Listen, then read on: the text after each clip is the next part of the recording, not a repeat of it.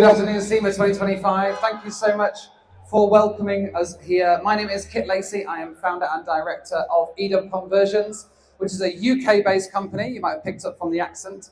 Flown over across to start to introduce our leading electric conversion systems to the market here in the US. We are so excited to be part of SEMA this year. We were here last year to visit. It was such an incredible experience. And we're really excited to be here exhibiting and showing off our latest conversion systems. Before I jump into the topic of this afternoon's talk, our stand is from where I'm standing, just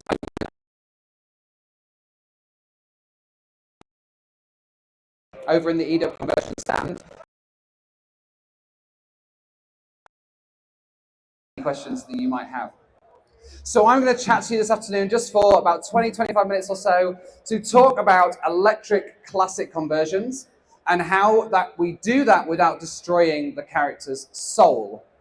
Now, this is a very different discussion depending on what corner of the world you're talking to, and of course talking about what type of vehicle you're talking about as well. So depending on the vehicle, the soul is something completely different. Sometimes the soul is obviously maybe how the car smells, maybe it's how the car sounds, how the car drives, maybe some slight intricacies, like how many times you've got to try and turn the ignition to make it work. The soul of the car can be so many different things. And it's definitely not our place to tell an owner of a classic car what the soul of their vehicle is. And we always make that a really primary condition. And when we're talking to people about their vehicles, that the passion of their vehicle is number one priority. It's not our place to kind of meddle in and get involved and say, hey, you need to do this, you need to do that, you need to do the other. So instead, we try and step in and give a ton of experience and a ton of know-how and kind of say, okay, these are some options in front of you if you would start considering electric conversions for classic campers. So a little bit of a backstory. eDub was started 12 years ago now, and it started from a bit of a crazy idea of we loved classic VW camper vans, and we knew that engine swaps and things like that were possible, but personally, I was a really big fan of electric technology, and so we thought, well, hey, if you can do an engine swap in a classic camper, why can't you do an electric conversion swap as well? So the journey started. We actually began with an idea that we wanted to do simply a hire company. We wanted to convert a classic VW camper van to electric and then hire it out as a return on investment. And it was such a complicated procedure that it got it working, we got it out into the world, people were really enjoying it, but we started to get loads of people contacting us saying, hey, I don't want to hire it, I want to buy one. And suddenly we found ourselves pivoting really quickly, that changes into eDub Conversions, where we started pioneering conversion technology for classic vehicles, specifically VW campers. We always had to pivot around the industry that was available. So being a very small business in the UK, we always had to tailor around what motors were available, what batteries were available, and try and work out how they were all going to fit into the vehicle as well. So what I'm going to spend this afternoon doing is just going through a couple of topics about some of the big myths around electric conversion, and just trying to tackle those a little bit. And obviously, if I'm striking a chord with any of these, then please come and grab me afterwards. I'll be happy to talk more in depth. I normally talk for way longer than 20 minutes, so I'm going to hold myself back. So the first myth that I want to bust here is electric conversion. Will it ruin the classic value of the vehicle? Now, there are various different ways of doing an electric conversion. There are a few demonstrations in the stalls behind you. You can go and have a chat with some of the companies about how to do electric conversions. But one of the significant ways, especially from the UK market, we're trying to do electric conversions as simply as possible and as sympathetically as possible to the original vehicle. That's especially important when you're talking about like VW camper vans. So as a key example, the value in a VW camper is not in its drivetrain. It's not really in its engine. It's not in its gearbox. It's in the beauty of the vehicle itself. So if you can keep the beauty of the vehicle, but you can change over how it runs, then arguably you're making a better improvement to the overall vehicle. So because of that, we've developed some systems that are completely bolt-on. So they're not cutting the vehicle, they're not chopping it, they're not welding it, they're not adding anything strange and extra to the vehicle. It works like an engine swap. So you would unbolt the motor and the gearbox, you drop that out, you take the battery, you take the petrol tank out, and you replace it with eDub's conversion systems that bolt on to the original locations. Which means arguably the condition of the vehicle is unchanged. The value of that vehicle is unchanged. And also, as the market is evolving, as more and more people are embracing electric conversions, and as more of the world in general is adopting and accepting electrification of regular car transport, the more the value of electric conversions is becoming more and more appetized. So then it comes to a point of, okay, well, where is the value? It's where maybe I want to sell my car in a few years' time. The appetite for electric conversions is growing, and people are really respecting decent, respectful electric conversions. So I think if you're considering electric conversion, you're talking to some companies, try and understand more about how they actually go about the conversion. Are they looking at, there are loads of different ways of doing it. Some people are taking an original classic, as we do at eDub, and they are removing components and installing electric parts. Others are starting with like a complete new vehicle that looks like a classic and acts like a classic, but it's a new version, so it's not got any kind of rust problems or other restoration problems. Those are great ways to go. And there are other companies that have, say, the raw components to do a conversion, battery boxes, motors, etc. But you'll need to do a lot of design or fabrication process to mesh all those together to make a full finished vehicle. So make sure you're asking those questions of the company that you're talking to. The next myth I want to talk about is, how hard is it to convert a camper van to electric? So when you're talking to any of these companies, anything bespoke is going to take some time. And again, the first one that you do is going to take a little bit of time. It's going to take some design. It's going to take some trial and error. And what you want to find is a company that's not going to give up. That's not going to say, hey, here's our single idea and we have to do it and we've got no other choices. You want to find someone that's keen to really push ahead with whatever needs to be done, and it's going to not stop until they get a really decent product. And we know that from experience. I have an embarrassing story that we converted it was a BMW 700, beautiful little car. And the guy was really impressed to come and bring it to us, and we were really early in our conversion kind of industry. And we'd done a few conversions before, and we said, yeah, sure, we can do it, no problem.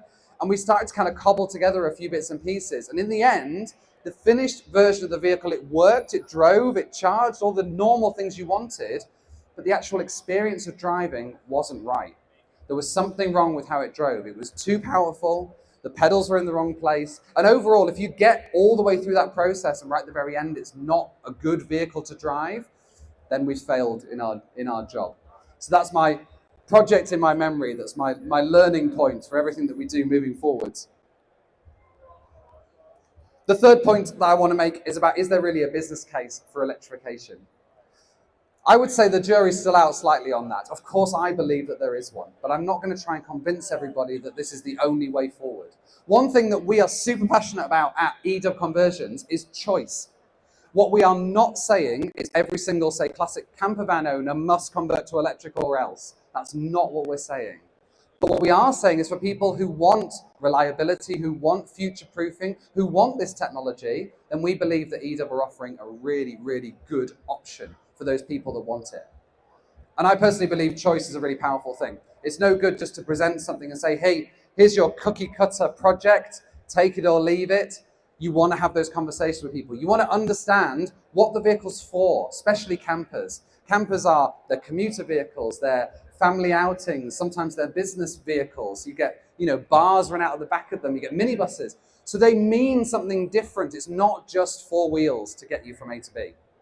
Understanding that from our customers is so, so important. And we start at that point and then we work backwards and go, okay, great. You're only a Sunday driver. You're only going to pop out, around the countryside for a bit of a poodle every other weekend. Okay, great. Then let's look at maybe one of our smaller battery packs. You don't need the rapid charging, all these little extra things, but we tailor it to the customer to make sure that they, at the end of the day, are getting exactly what they want.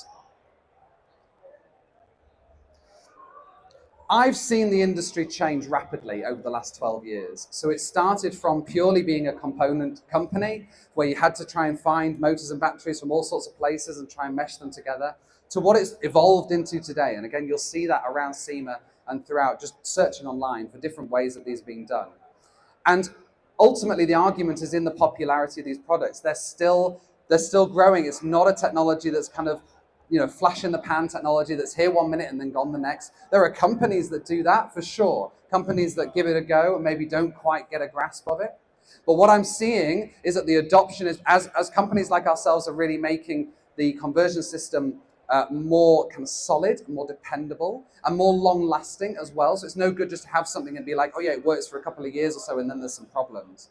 As we're seeing that, we're seeing more people adopt it. And I'm talking to so many people here at SEMA who are seeing that as well in their industry. They're seeing more demand, more acceptance of the technology. And also, as the industry in general gets better, then that reinforces the technology that we're trying to install. So one of the obvious things when you're talking about electric vehicles is it's no good if you've got a fantastic electric vehicle, but there's no charging network. And we've seen this massive increase over the last even 18 months or so, especially in the UK, where suddenly charge point availability is rapidly increasing. Finding a charger in the UK is no longer a problem. And I'm hearing the same kind of stories here in America and overseas as well, where charging infrastructure is becoming really, really good. And so no longer is that the issue. So we're suddenly seeing all these pieces come together to really make a really decent business case. And once you've got all the hard things kind of out the way, I really truly believe that there is a business case for these brilliant innovators that we see at places like SEMA to really start taking a kind of bite out of this pie that's growing and growing every single day with more innovative ideas and just more fun to be having out of some of our vehicles. So what have we learned so far at eDub? So I told you one of our horror stories that we've had previously of just vehicles that just didn't quite go to plan. We've had all sorts of technology that's worked from us, but so much of what we pioneered as we started to build our kits is we've had to follow certain industry standards as the evolution of the technology has grown. So the technology, it depends on every country, and even here in the US and every different state, as to how they classify electric conversions and what you need to do about that classification. Certain states are really good at it and certain states are not so good. So we're always adapting to see what's going on, and they're always rapidly changing too. Another fantastic example of this is kind of a worst case scenario. We've got a partner in New Zealand. Now, New Zealand's scheme for changing the details on a vehicle, if its fuel type is changed, is actually very, very strict. So it's not as straightforward as, say, filling in a piece of paper, but actually you've got to kind of go in through a point-by-point procedure and make sure that you're not altering the vehicle in any significant way. And that's not really specifically anything to do with electric conversions, it's to do with anything. So for example, a split-screen VW camper van. In the UK and in other places, there's a feature that you can get which is called independent rear suspension, where you're altering the rear of the vehicle to make it drive nicer. That's a basic conversion. There's nothing to do with electrification, but in New Zealand, that's an incredibly difficult thing to do because you're altering the vehicle. So what we've had to do is find partners in those locations, like in New Zealand, to, okay, let's get in and make sure that we understand the people on those decision boards to say, okay, how do we bring our products to these, we're not trying to hide anything here. Look at the product that we're bringing. Look at how we've put it together. Look at the safety procedures that we put in place and tell us if you think that's good enough. We follow the standards of kind of German standards over in the UK because we found throughout the world the German standards are the most strict. So we follow those standards in terms of orange cabling, safety disconnects, all these safety features, because then we hope that by following those standards, it's going to be easily adoptable into other states and countries as we go. We've also learned so much about supply. So often when we've come into finding these new technologies, we'll hear about a product. We were at SEMA last year. For example, we hear about, there's this latest electric motor that's come out. We think, fantastic, finally, we've got an electric motor that's, say, the right voltage, the right size. It's, not massively overly powerful because you don't want to be, camper vans don't have a headrest. So, you don't want anything that's going to break your neck. Suddenly we find something and we go, great, we make relationships with them, they promise the product. Then we go, this is going to work. We tell our customers, we say, hey, we've got this new product. Here's the new pricing structure. Normally our customers take about 6 months or so from the point something is launched to saying, yeah, hey, I want to go for it. Then that comes through, then you get the order through, you contact the company and they say, hey, we've gone out of business. Or it's not compatible. Or you've got an 18-month lead time. And that's just not a way to function. So we've had several instances like that with motors, with CCS control systems, where we just had to go out and take care of it ourselves. Where we at eDub will take out those problems and we'll just go, hey, the only way we're going to be able to control this is to take all of this and bring it in-house and make sure that it's really a complete solution. That leads into the other thing that eDub really kind of pioneer, where we try and produce a genuine kind of bolt-on plug-and-play system. And this is, again, a kind of phrase that's thrown around a little bit, the kind of plug-and-play phrase. You might hear that in the conversion space. And for some instances, it's genuinely true. But for the most part, because your components are not specific to a vehicle, you'll have a battery box that's quite generic and a motor that's quite generic. You then have the responsibility of how you make them fit. You're the one responsible for the engineering, for the fabrication, for the testing, for the integration. You've got to cross your fingers that you can get it in. You've got to make sure it all talks to each other. You've got to suddenly become a software engineer overnight. You've got to figure all that out. Whereas at eDub, we've had to, and the benefit of that is that we've had to kind of really streamline down and pinpoint on specific vehicles. So the kit that we have on display is specifically for VW campers. Now, actually, from classic campers, if you're imagining a split-screen camper through to a bay window camper, those years go from 1950 all the way up to 1979. From an engine bay perspective, which is what we care about, there are 4 different versions of campers in that spectrum, roughly, that we experience. There's different intricacies around that as well, but roughly the main things, there are 4 different versions. So again, there was that challenge of going, well, how do we create something that has the minimal amount of alterations as possible to make sure the integration is as straightforward as we can be? What that looks like is what you see in our stand, which is a probably 95% fabrication that's identical for every single vehicle. And all you need to do is swap the brackets. So someone places an order and we don't have to go through a massive chain of design and cost and engineering and time. We just go, hey, you just want these brackets instead of these brackets. And it makes the system so much more straightforward. That's also obviously led us to being able to be here at SEMA this year, where we're working with distributors here in the US to really make the most of getting these conversions into vehicles as quickly as possible so people can start enjoying them. We don't want to have to introduce people to these systems and to this technology to go through years of really kind of painful design and figuring out what to do. Our systems just go straight into the vehicle, bolt in, and the partners that we're working with don't have to suddenly learn a load of new things that they've got to get their head around. So we really believe that there's an intentional reason why we were here this year and not last year. We're in a place now where all these kind of difficult parts of the electric conversion jigsaw have really started to come together. And we're excited to be at SEMA this year to be talking to all sorts of different individuals and also businesses. We've had some great conversations with people who are like, hey, I've got this vehicle that I love. I want to do like a prototype electric conversion, then maybe do a small run, 2 or 3 a year, nothing massive. And we're like, great, this is exactly the kind of thing that we love to do, is to really innovate and use our kind of engineering brains to really figure something out. But we've also had tons of great conversations with individuals that are just like, I've got a camper and I'm sick of the oil stain on the floor. So we kind of say, great, let's have a conversation. Let's see what we can do to help with that situation. And it's been an absolute blessing to be here at the show and be able to have those conversations with all you lovely people. So yeah, if you're interested in anything to do with electric conversions, then please come and have a chat to us. We are more than willing to answer all of your questions. If you are an individual that's maybe got a classic car or would really love one, then again, we can hook you up with what that would look like, go through the process. And again, if you're thinking about doing any other electrification work, maybe doing small batch production, then again, come and see the technology that we've got. We've got so many different options for you to choose from. Thank you so much for listening. My name's been Kit Lacey. And yeah, thanks so much.